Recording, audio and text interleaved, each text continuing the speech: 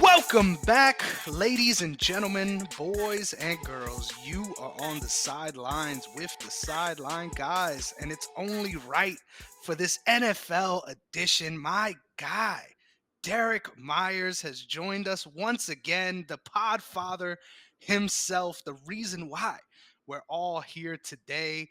Derrick, how's it going, brother? All is well, bro. Life is lifing, but all is well. Oh man, yeah, you're in a much better spot than most people on this Ooh. side of the eastern seaboard. Eh, But yeah, life is always gonna life. But most importantly, the NFL is in full swing, ladies and gentlemen. We have so many awesome headlines, obviously with the championship games wrapping up. yes, So I sir. think it's only right we start on the right foot, right? We start on the records of our playoff pick'ems because damn Ooh. it, Derek, somehow it all comes down to the Super Bowl. It all Are comes you down serious?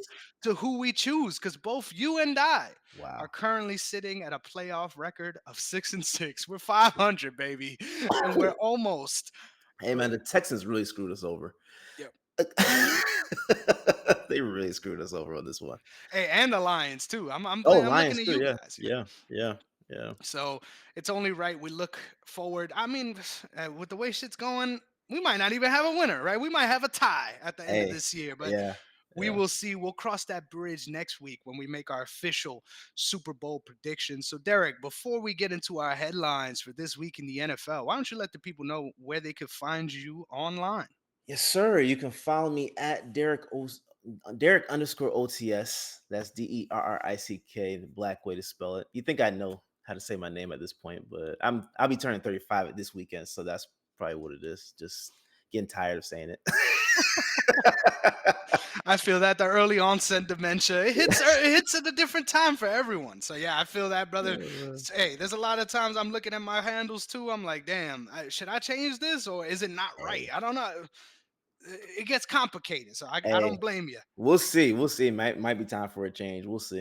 Yeah. Well, with that being said, you can catch me and Negron MMA on the Twitter machine as well as TikTok, Chris Negron underscore on Instagram for all that awesome stuff. But most importantly, make sure you're following the brand at OTS Media Co. on all social media platforms, OTS Media on YouTube, so you never miss all of the phenomenal shows we've got coming your way. Multiple shows we got coming up your Yes, way sir. every week. So look forward to that. There's always something to look forward to on the bright streets of OTS. But Yes, with sir. all the pleasantries out of the way, we can start with our headlines. And our first is a nice discussion. Is Saquon Barkley an all time great running back? Now, I will start and table this discussion by saying one of my favorite memes of the championship Sunday was, I'm sure you've seen it as well.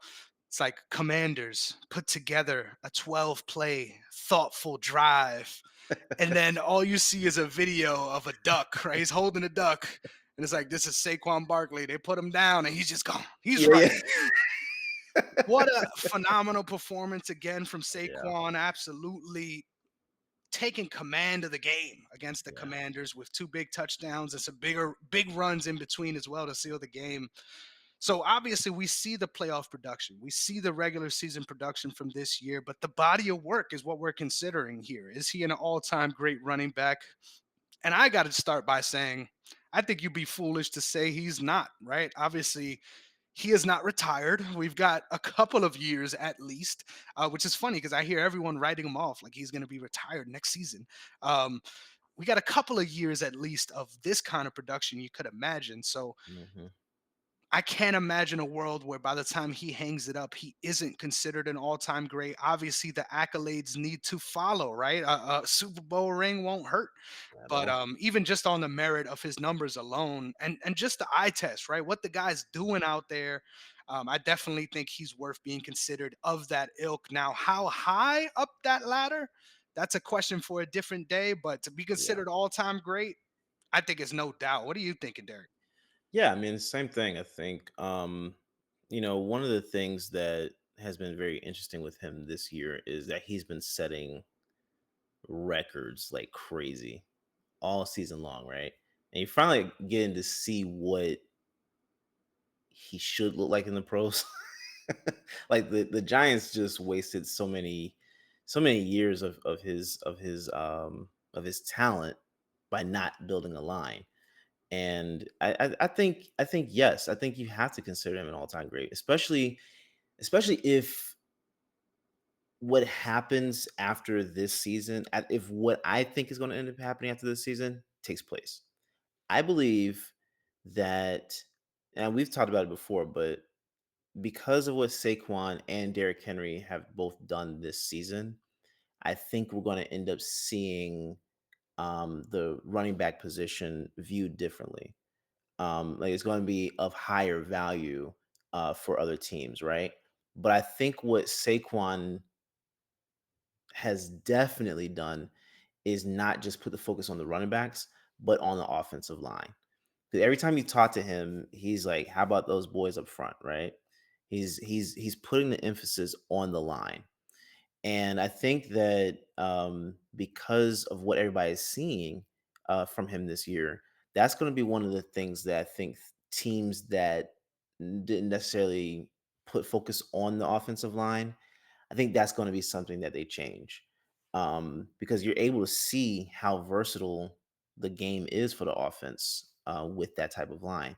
So I think you have to consider him an all-time great running back, not just because of the yards, but what I believe is going to end up happening for the running back position, and then also the offensive line. I think those are two things you have to take into consideration for sure, because if that is something that is held in higher regard, you have to name him. You have to look at him as all time great. You have to, and the numbers don't hurt. And then yeah, just like you said, Super Bowl added on to that. I mean, why not? And actually, someone did talk to me about that this weekend too, about him retiring. Like, say for example, they do get the championship this year.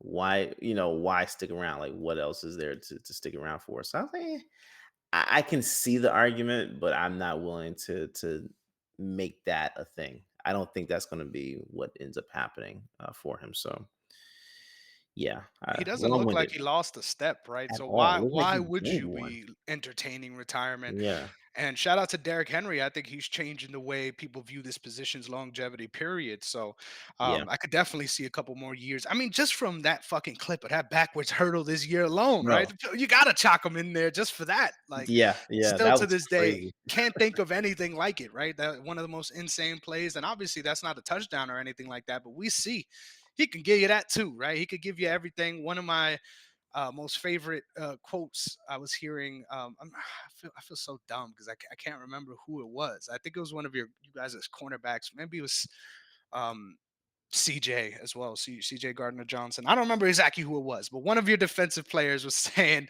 that they were just watching him in practice, and he's going up. He's sort of faking the A gap, jumping back to the B, Yeah, and then yeah, finding his way to the C. He's like, yeah, we call him Black Jesus around here, yeah. Oh, that was and not Slay. for nothing. That was Slay. Yeah, Yeah, you gotta respect what he's able to do. It's insane, and it's also very unique. I think there's a lot of running backs that are good at finding and abusing holes in those gaps, but yeah, I think Saquon's very unique with his ability to read the field and then also just keep going, right? hmm, Breaking those tackles downfield and preventing even contact at certain times just with his speed and elusiveness. So love yeah. me some Saquon Barkley. Shout out to the quads. My boy's gonna keep getting it done.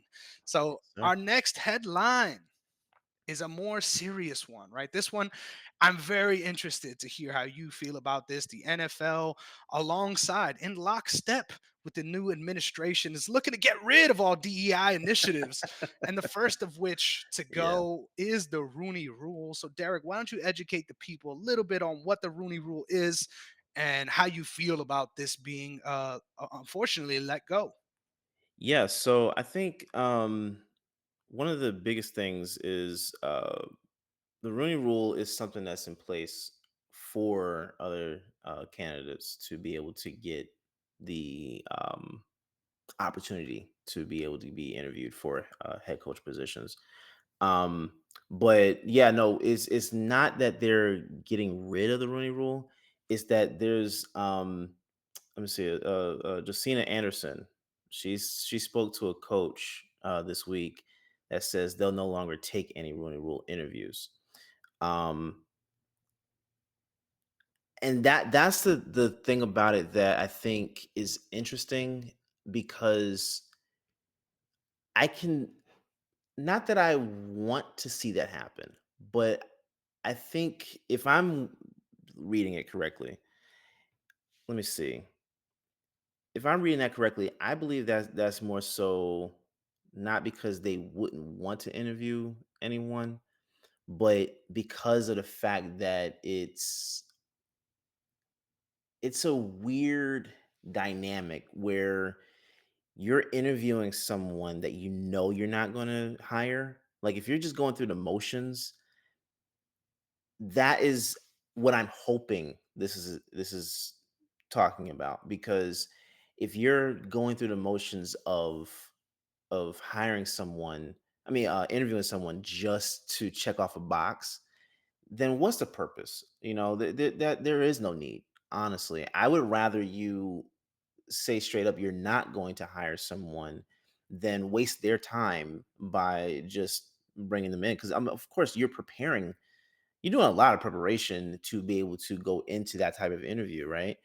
Um, you're wasting their time and your time if you already know you're gonna hire someone else, right? Like we saw that with the Patriots. They just went on ahead and hired Vrabel, right? I can see the benefit of the Rooney Rule in terms of exposure, like allowing teams to get to know other candidates. But part of it is too weird where you're just checking out the box. That's the part of it I never liked. So I'm okay with that if that is the reason why they're saying they're going to do away with it. That particular team is going to do away with it. I think there has to be something though where there needs to be some type of um conference or something that the league does where it allows um candidates to have some type of exposure to teams so that you're able to get to know them and set them up for interviews down the road if that is something that you so choose to do, right? But this whole Rooney Rule thing, I've always been kind of like on the fence about because of the fact that it we've seen where it's just kind of like a passive thing. That's the insulting part about it. Yeah, it's disingenuous, right? It's like Yeah. for the sake of doing it, just because the rule says we need to. I think what you said is interesting, though. I think it would be really cool if they implemented like almost like an NFL combine for coaches, right? To get Mm, all these teams together and yeah. really put these guys to the paces out there. I think that'll Yeah. be really cool, even if it's not necessarily broadcasted in that way to Yeah. the public. Yeah. Yeah. Just something for all teams internally to get people on the same page about certain people or get Yeah. people to be exposed in that way. Yeah. I think it'll be also efficient too, right? Because they're Yeah. bringing all these guys across the country to have these interviews. Why Mhm. not? Why not bring them all together, right? Why not? Yeah. Why not have this hunt together? So Yeah. that's another interesting thought as far as how this could go in the future. I definitely think and I hope that the rule itself is not being removed. So I hope I wasn't spreading misinformation here, but Oh, no, you're good, it you're good. makes sense. It makes sense to want to go away from something like that if you're being disingenuous. If it's not for the sake of saying we're going to interview these candidates so that we have a diverse group of people versus we're going to interview you because we have to. Like, Yeah. well, we know we're not going to hire you. So at that point, you're wasting both of our time. So I couldn't agree with you more. Let's cut the bullshit, right? We leave Yeah. it at that. Let's cut the bullshit out the way Yeah. and let's be serious about this process. So ultimately, I think I like that. And moving forward, right? Let's figure out a way to get these guys to showcase their talent, right? Mike McCarthy already said, I'll see you in 2026. I don't want nothing to Right. do with this class. Right. I think that'll be interesting to have coaches go about that process in general, right? Declare whether or not you're interested in this cycle, et cetera, et Mhm. cetera. So Mhm. to make it more of a storyline, right? Why not? Yeah. We need more Yeah. things to Yeah. report on. God damn Yeah. it. Let's Yeah. do it.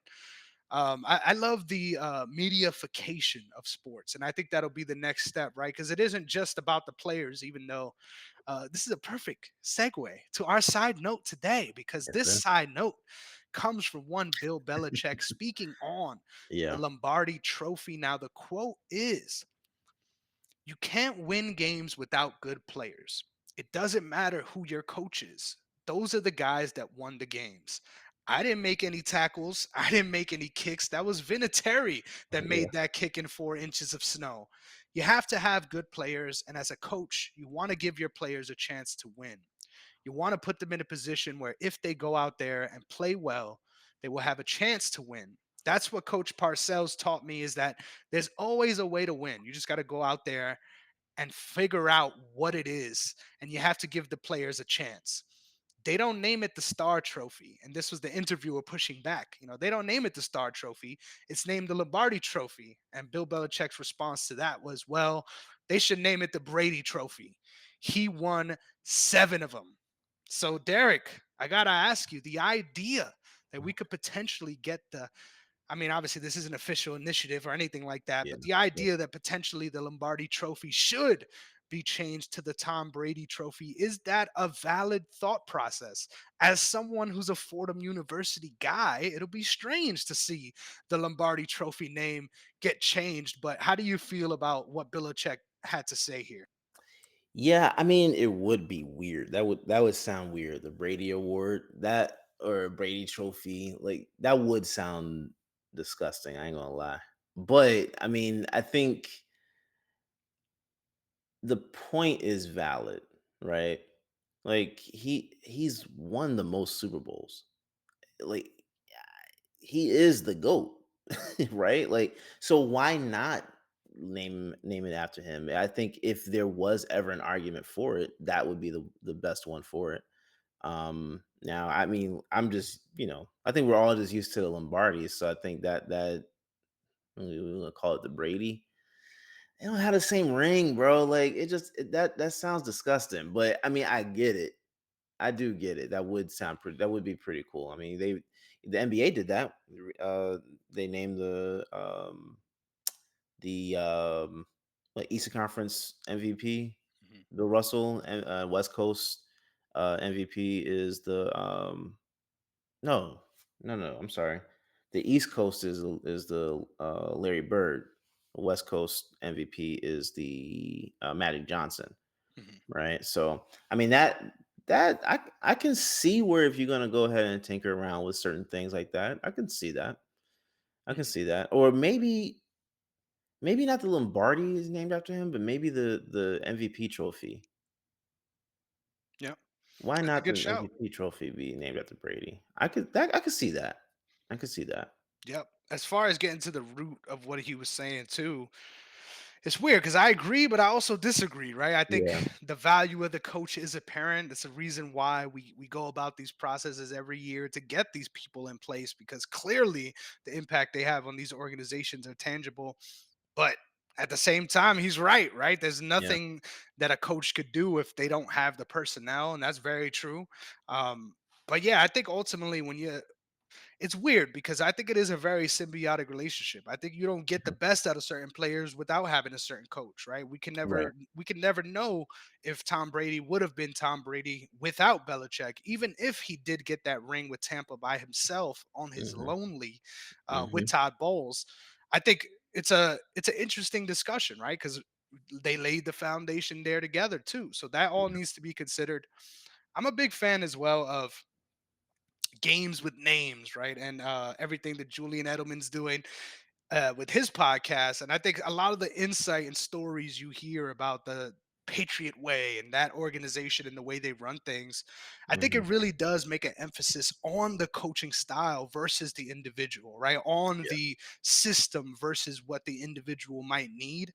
Mhm. So I think ultimately it is a give and take, but honestly, I think I mean, this may be a hot take, but I think you cannot have a standout player without the influence of coaching. Like, I think regardless of where you end up, at some point, someone may have influenced you to take your game to that next level. I don't think a player could just do it on his own, his lonesome. I mean, there's no architecture for that to even happen, right? So Mhm. I think it's a symbiotic relationship and they both benefit each other. But I agree. I think if anything is more important, it's the individual talent versus the coach coaching them. So let me ask you something based on that. Uh cuz it's somewhat doing what we just discussed. Do you think that the coaches, cuz what we're seeing now is a lot of teams are hiring younger coaches. Do you think that a part of that symbiotic relationship aspect of things is more beneficial if the coach is younger or older? That's an interesting question. I honestly don't think age is a factor. I think Mhm. it really comes down to how you present yourself. And I say Yeah. this as someone who taught a filmmaking class at 19 years old Yeah. with students who were 2, 3 years younger than me. I think it really depends on the way in which you conduct yourself versus your tenure, so to speak. Mhm. But at the same time, I do think a more established coach, someone like a Mike Vrabel that might be coming in, might actually get a little bit more sway or influence than someone like a Ben Johnson, right? Who's being Yeah. looked at in this situation for the first time. Yeah. Yeah. I think there is a certain level of respect and understanding that comes from having that experience. Mhm. But at the same time, I'm a big believer of, you might not have done that necessarily, but that doesn't mean you shouldn't get the fair shake. Yeah. So I don't know. I'm of both minds almost. I think it's very valuable to have someone that for sure you can get behind and you could rally behind because they've been there before. Mhm. But at the same time, I think that knowledge and the wisdom to be a leader in that way, I think you could have that without prior experience too. So I think it Yeah. really all just depends on the individual and the approach. But Mhm. especially in a team game like football, right? Yeah. More important than anything, you have to be a leader of men in that locker room. If Yeah. you're not, you're going to lose the organization fast. Oh yeah, for sure. I think that's why I find it beneficial for coaching staff to be mixed, young and old, because it's one of those things that you're able to learn from everyone, different things and different perspectives, and especially if there's a coach that's older that's been there before. I think that makes sense. I think that's why Vrabel is such a is viewed as a hot commodity, or was viewed as a hot commodity, because of the fact that he won a championship, right? So like there's things as a player going into coaching that you're going to be able to relate a specific way to players that that are younger. It makes sense. I think it's cool having that mix, but I think we're also in a day and age where you have to be able to relate to players in a different way.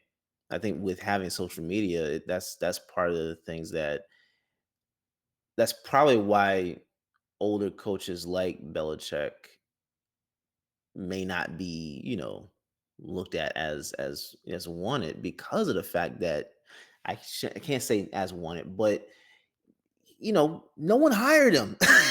No one hired him in the league. So there is a relatability factor there that I think is no longer there for certain coaches to players. And I think that's part of it. But yeah, I don't know. I think it is beneficial to have a mixed staff for sure. Yeah, I like that idea. In theory, though, you would think that someone with all that experience would be easy to rally around. Yeah, I don't know if that says anything about the shifting cultures yeah. of the modern day world, especially with social media. I think that might speak to that more than anything else. But I think ultimately that ability to lead should transcend regardless of your age or whatever the Oh, for sure, situation may be. So for sure. um yeah, man, I still am kind of shocked that, I mean, this wasn't the conversation, but I still am kind of shocked that Yeah. Bill Belichick has not ended up on a roster. Obviously he's going to be working with what is UNC. it, Yeah, there we go. Yeah, UNC, yeah, the organization that Michael Jordan built back in the day. So obviously a lot to bridge the gap here with the football program. But I'm yeah. excited nonetheless to see what he ends up coming up with. And I think ultimately the sentiment of players win championships rings true, right? I think you look at both of the teams that are going to be vying for the Super Bowl this year, Yeah, some of the best rosters across the league with, like you said, veteran and young talent that get to lean on each other for that youthful invigorance, but also that wisdom that only can be brought about by experience. most definitely, most definitely. Yes, sir. Well, it's only right as we look ahead to Super Bowl Sunday. We're not going to give you our picks just yet, right? But I thought that this was phenomenal. So I had to share it with all of you guys. Our next side note comes from one Trey Wingo, and this Ooh, is just absolutely blew my mind when I heard this. And I'm excited to hear what you think about this as well. So the quote is as follows: Since 2001, there has been 125 drives in the NFL's postseason where it was at least the fourth quarter and there was under 1 minute to play, and the team on offense trailed by 7 points or fewer to start. These are your standard clutch moments for a football team, the do or die drives that win or lose critical games. Out of those 125 drives, only 40% of the time did the team on offense pull off the magic trick they needed to get the points. In other words, a touchdown or a field goal to either win or tie the game to send it to overtime. Some of the quarterbacks are really, really good at this, such as Tom Brady, who was 5 for 11 in those situations in the postseason, or even for 46%, or even Drew Brees, who was 3 for 6 in his playoff group at 50%.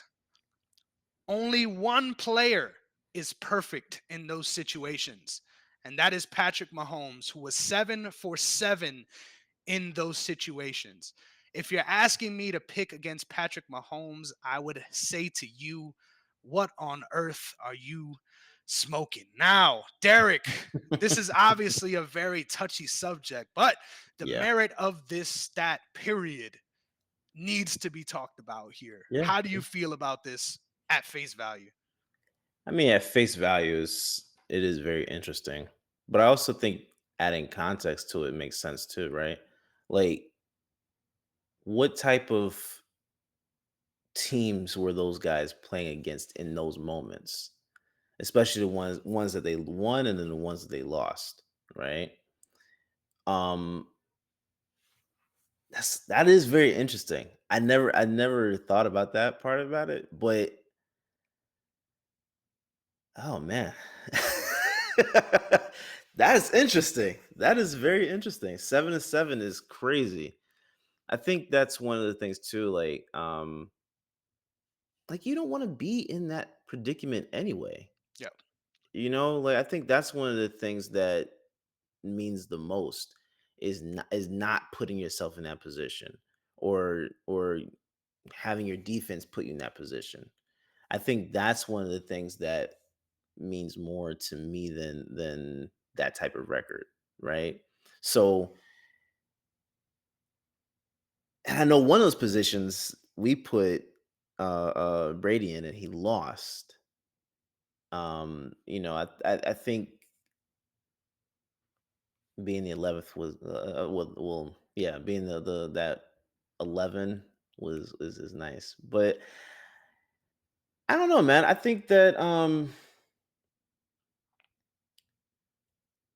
dang, that's crazy. Like, what Yep. teams? Because now I'm trying to figure out like what teams are they playing against that happened, and what list of teams did Patrick Mahomes go against that he's 7-7? Well, two of those automatically have to be Buffalo from Right. the overtime and the getting to the overtime period. So Okay. So that kind of talks about something that has been a big talking point over the last 2 weeks, which was the referees being involved in the game. Do you consider that a part of that, or are you just saying, Like I'm just gonna look at it as the record itself and not include that. Yeah, I think I would be lying if I said that the ref influence is not a storyline when it comes to the Kansas City Chiefs. But at the same time, I think to a certain extent, you have to be honest with yourself, right? And you have to Hmm. say, at the end of the day, we're dealing with the refs in the same exact way, right? Hmm. I think there's easy moments to point to, right? Even in this most recent championship game where there's things that don't add up or don't necessarily make sense. But at the same time, you kind of got to accept that that's just the way the coin flipped in that scenario.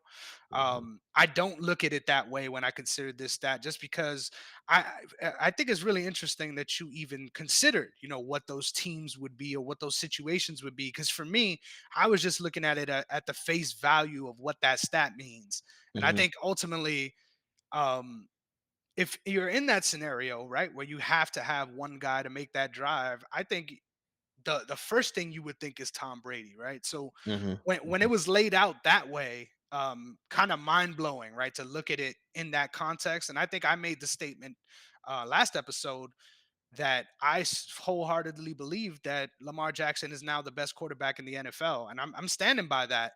But at Hmm. the same time, like a stat like this, it's a different conversation than who's the best player in the world and who's the guy you want out there in those moments, right? Hmm. If we're asking that question and I'm being honest, I don't even think Lamar is in the top 10 of that situation right now. Yeah. So, Yeah. and that's just me being honest. So, Yeah. um, I was just blown away by this stat and I wanted to share it because of that, because ultimately I think it speaks to, if we're gonna point to anything, and in this context we started with discussing with the refs, I think it really we need to point to the coaching staff. I think a Hmm. lot of the onus needs to go on the play calling, right? And putting these guys in the right position to make those Yeah. plays. Yeah. But man, comparing those names, right? And the Yeah. reality of what it means to be 46 or 50% versus 100, Yeah. uh, it's wild, right? And you got to assume it's going to be anomaly, right? I think by the time he hangs it up, we'll see the full body of work and then we'll see what that number really is. But the fact that it is what it is now, and what is it, seven straight championship appearances. The Yeah. shortest he ever went was the championship game in regulation, because he's played in overtime in the games he's lost. Um, you can't doubt what he's able to do in those moments, and this solidifies it for me. Yeah. No, I mean that it is very interesting. That is also another reason why I don't like having the whole conversation of GOAT status for active players because we still need to see what happens. So that is a good point. Excuse me. I think the reason why I my mind goes to the teams they were playing against and the type of situations they were in is because I need the full story, right? Like we automatically know part of those of that list for Mahomes would be the Bills. And I think when you're looking back at those situations, like as much as I would like to not discuss the referees being a part of of those decisions, like you can't ignore the fact that they were a part of those situations, right? And I think that's why for me it's kind of hard to just take that stat and say I'm not gonna bet against this guy because just because of this stat alone. For Trey Wingo to say that, and I get it.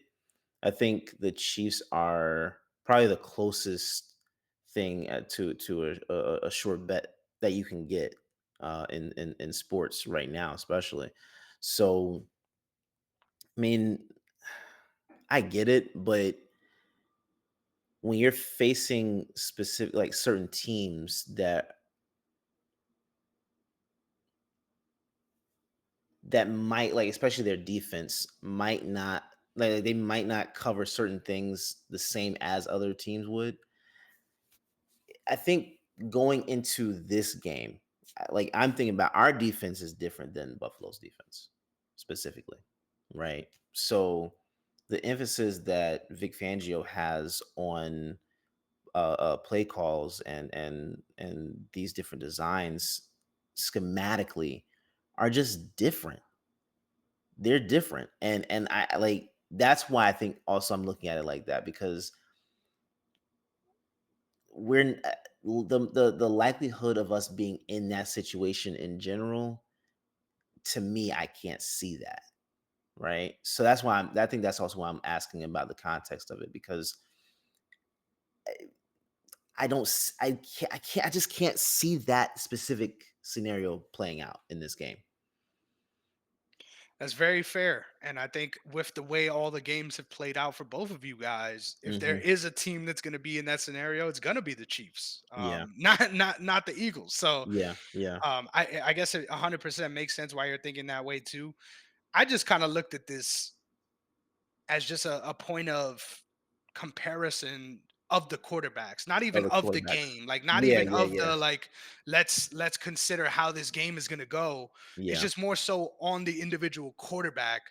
And that's what I found so fascinating is like, yeah, um all of us to a certain extent are rooting against Patrick Mahomes, right? All of us Yeah, don't want him to yeah. achieve these different things. But let's go back to when Tom Brady was still playing, right? I remember the discussions vividly. It was never about, man, this guy is the GOAT, this guy is this. It was Mhm. about Deflategate, and it was about the Yeah. he wouldn't be here without Belichick, right? So Mhm, I think mhm. no matter what the situation is, it's very hard as a fan base to give people flowers because let's face it, right? Fandom runs deep, and the likelihood that any fandom is going to get a Super Bowl win or a title win at all is Yeah, astronomically low, right? Think you're 1 out of 30 in the best yeah. case scenario. In the NFL, you're 1 of 32. Mhm. So the likelihood of that happening is slim to none. And yet somehow these players still find themselves in these scenarios year after year. So Mhm. I'm just super excited for this game because I think you could talk about the individual matchups as much as you want. You could talk about the individual players as much as you want. But Mhm. without the context of the other guys and what they allow for in Mhm. that context, it's Mhm. irrelevant, right? So I agree. I think whether or not this stat will come into play in the Super Bowl, that can only be determined by the game itself. Yeah. But I think ultimately the study on what that means, right? Kind of fucking blew my mind when I saw it, Derek. So I had to share with you. Yeah. No, that's absolutely insane. That's absolutely insane. I think that's a very it's very telling too that because just at face value, you thinking just how great Tom Brady was. You said 5 out of 11, right? Hmm. That's wild. Yeah, That's wild. Like what's the full list of 11? Like that's why I think that's also messing with me too. Is like how that's what I love about it too, because it's taken into account. It isn't the fourth quarter period. It's right, a right, minute left in that right. scenario. We got to get points to either tie it or win it. Yeah. And honestly, when you think back to those moments specifically for Pat, I think there's a lot of different scenarios where you could think of where it's like, yeah, there's no way they're gonna win this, and then they found a way to get the field goal at least through Travis Kelsey making some crazy Hmm. ass play down the middle of the field, Yeah. and then we end up in overtime, and now here we go again, right? Yeah. Um, so yeah, man, I was just super excited to share that with you guys. And obviously, I don't want it to be a factor. I don't want it to be the outcome at all. I'm rooting for the Eagles, and I'm saying that even if you weren't here, Derek. But Yeah. Yeah. Yeah. goddamn, that guy's special, right? You got to admit, Nah, Kermit the Frog is doing something. he is a very special talent. I think that, looking at what he's done so far, I like to be honest, the argument that's made about Saquon retiring, say they get the championship, retiring right after, like you could make that argument for Mahomes as well. Like, to be honest, if they were to threepeat, what is the point of staying around? To four Like, beat. really? Wait, say again? I said to four beat. Right, yeah, yeah, that's true too, yeah.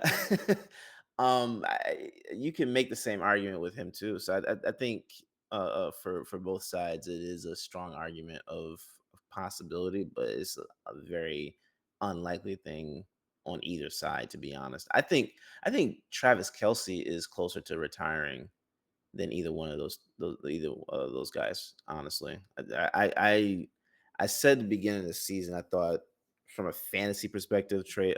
Trey Wingo, that Travis Kelsey was going to take a dip in fantasy this year, which he did, but his impact is still up there. Like from a fantasy perspective, he just wasn't the same, right? But when you're watching the game and seeing how big of an impact he has on the game, he hasn't lost a step.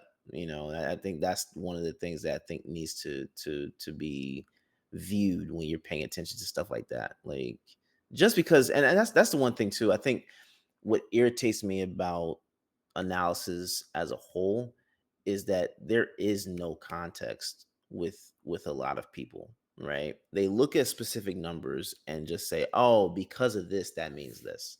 So with Jalen Hurts, it's the fact that because he didn't throw over what uh like throw over 250 a game this year, every game, that means he's not one of the top QBs.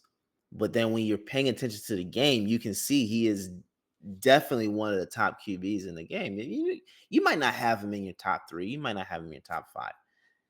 Personally, I wouldn't see why, but yeah, that's whatever. There are people that have said that he's not in the top 10, which makes no sense. If you watch the game, you can see how big of an impact he has on the game. So yeah, I think adding context to analysis is something that we need, but more than that, accountability is what we need in analysis in general, right? And I think that that's one of the things that, and I'm sorry, I'm going a whole rant, but I think that that's one of the things that we need. I'm seeing that a lot now over the last couple of weeks. It's just, people now, this is what's really annoying to me. There are more people since the NFC Championship game ended. There are more people in the last 4 or 5 days that have come out and said, um, "Oh, Jalen Hurts is a winner. He's a winner. That's the only thing that matters. He's a winner."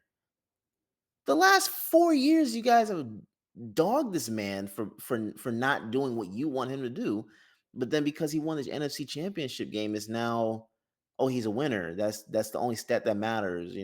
Stop. I'm tired of flip flopping. Stop flip flopping. Stop flip flopping. This mess makes no sense to me in at all. Stand on what you said. Man, but even at that point, though, on this note, I think it's important. We need to get away from the LeBronification of sports in Yes. general, right? Where it's Yes. like if you don't win a ring this year, then the whole season was for nothing, right? Shout out to Giannis. Right. I love that quote at the end of that season because in a lot of ways Yeah. it's true, man. I think Yeah. just because this season, for example, Lamar Jackson ended up coming up short in that game against the Bills, it doesn't mean that the entirety of what he accomplished this season is irrelevant or it should no longer be considered towards his record in the future. It's just a Right. stupid way to look at sports. We're all prisoners in the moment. And at the end of the day, winning is the most important thing to all of these guys, right? Yes. Winning is the most important thing when you consider someone's career, right? And the context of their career. But at Yeah. the end of the day, the more we lean into that, the further we get away from the reality of what it takes to be a player in today's sports. And I think Right. there's so much that needs to be accomplished before you even get a chance to become a winner that Mhm. just gets completely disregarded because of the, like I said, LeBronification of sports. God damn it. That's a perfect term for it. That's a perfect term for it. Yeah, and it's funny because I used to, and I still enjoy shitting on LeBron, right? But the Mhm. reality of that term is he, in a lot of ways, is unfairly criticized because Mhm. of other people's greatness and what they've been able to accomplish Mhm. versus his brand of greatness and what he's been able to accomplish. I think we Yeah. just all, as fans, need to celebrate and acknowledge greatness when we see it. And God damn it, Jalen Hurts and the Eagles have been able to accomplish some really special things this year. And obviously, Yeah. they find themselves in the championship game because of it. Now, before we get out of here, Derek, I got to Yeah. ask you closing remarks. How do you feel about a lot of folks in the NFL space just not even being interested in this Super Bowl at all and saying, I hate that we're getting this rematch from a couple years ago.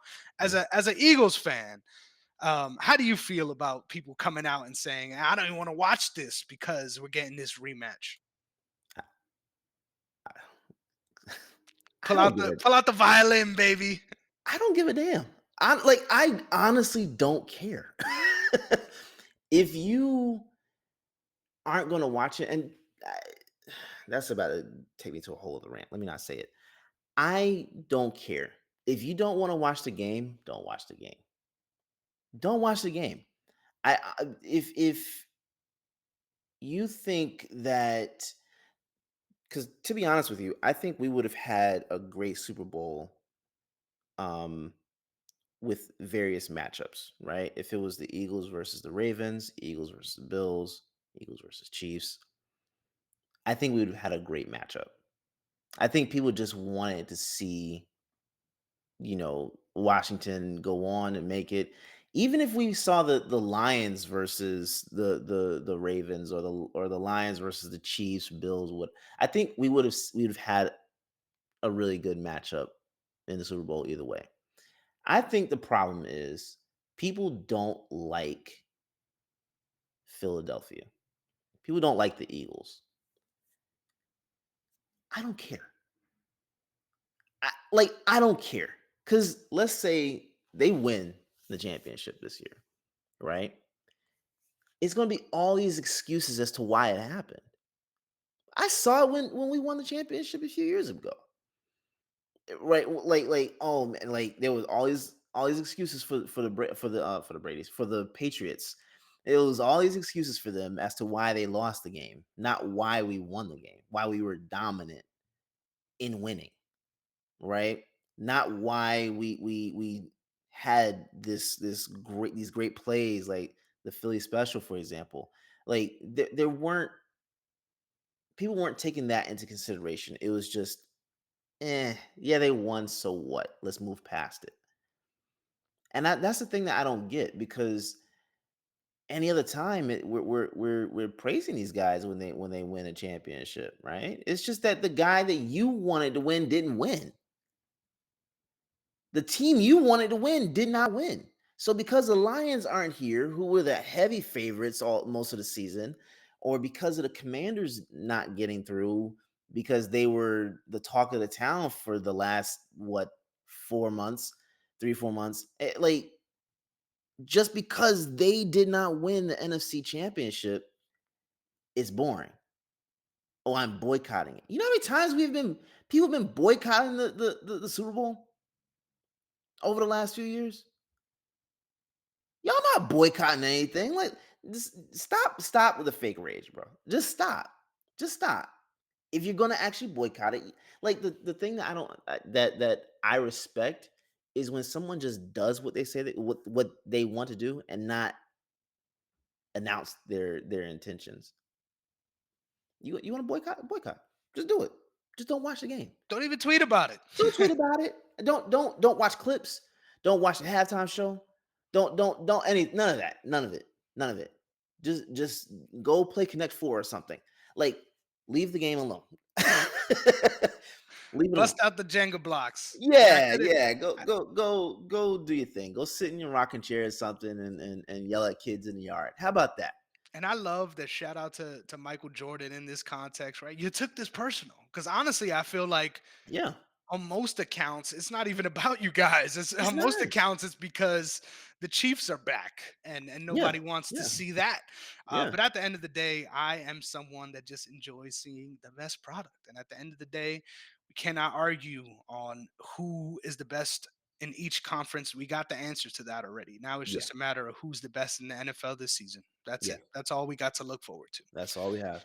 Oh man, Derek, we done did it again, man. I'm Yeah. salivating at the thought. We teased a little bit, right? But we didn't even get into the game. Not at But all. that's how much range we got, ladies and gentlemen. We could make a whole show before Super Bowl week and not even really address the main elephant in the room, right? We got a Yeah. lot that we're holding off for next week with good reason. I can't wait to come back and really dive into this game and all the different angles that come with it. But before we get there, Derek, I gotta ask you, why don't you bring us home? Why don't you remind the people where they could find you and send us off with some encouraging words for your Philadelphia Eagles? Yes, sir. Well, you can follow me at Derrick underscore OTS. That's DERRICK, the black way to spell it. Bro, I am exhausted. That's clearly what it is. I am exhausted. But for any encouraging words, man, like the only thing I can say is just continue doing what you've been doing. Stay yourself. Like be who you are. Don't like this idea that anybody, wants to see certain players like Chase Daniel, for example, that whole the facility show is a joke, but they all year have been trying to make it seem as if the Eagles aren't the team that they are, right? And you're trying to make certain players do certain things that they're not going to do, right? I think the idea of doing stuff you don't do to get you where you are the things that will mess you up, right?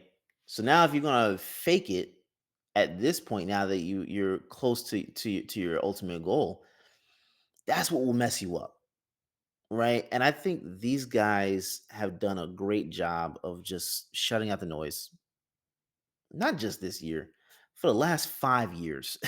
They have shut out the noise that has surrounded this team and honed in on what they can control. Right, last year is last year. Last year happened. They're no longer that team. The arguments people have been trying to make about this team to to the arguments they were trying to make about last year and put on this team, dumb as hell. So as long as they stay true to who they are and they play the way they've been playing all year long, and especially over the last 2 months, in terms of running the ball, playing their defense the way they need to, and allowing the game to come to them, like that's all you have to do. That's all you have to do. It's very simple. Keep it simple, stupid. That's what we learned as kids. And I think this is very fundamental and basic. Yes, sir. You heard the man. Keep it simple. Make sure you're following the man, but also make sure you're following the brand at OTS Media Co. on all social media platforms, OTS Media on YouTube. And if you feel like it, follow me, Negron MMA on Twitter and TikTok, Chris Negron underscore on Instagram. I'm fucking turned. I can't wait until we get to talk about Super Bowl Sunday and the halftime show and all the other things that we could speculate on about the big game. But most Sure. importantly, ladies and gentlemen, just remember, if your all-star game is being absolutely made a mockery by not only the participants, but also your highest profile players absolutely denouncing participation, removing themselves from the game. God damn it, this game has lost all luster. Mm, So next week we get to talk about the game with all the luster. yes, But sir. guess what? We will not be talking about the Pro Bowl in any capacity because if you can't get the players to play, you can't get the sideline guys to talk about it. So until you guys fix it, there's no Pro Bowl on this channel. We'll Hey. see y'all for the Super Bowl next week. Peace.